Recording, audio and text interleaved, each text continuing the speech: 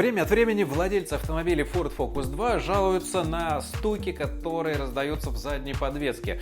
Причем даже после переборки ходовой эти стуки никуда не уходят. Причем эти стуки, они больше напоминают небольшие щелчки, которые возникают при определенных условиях эксплуатации автомобиля. И, к сожалению, ни на одном сервисе выявить эту причину не могут.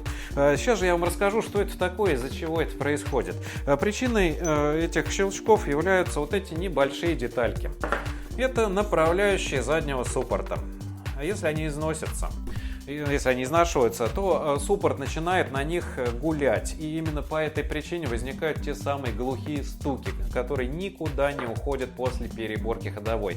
Если вдруг вы столкнулись с чем-то похожим, попробуйте заменить вот эти относительно недорогие детали, и вы увидите, звук пропадет навсегда.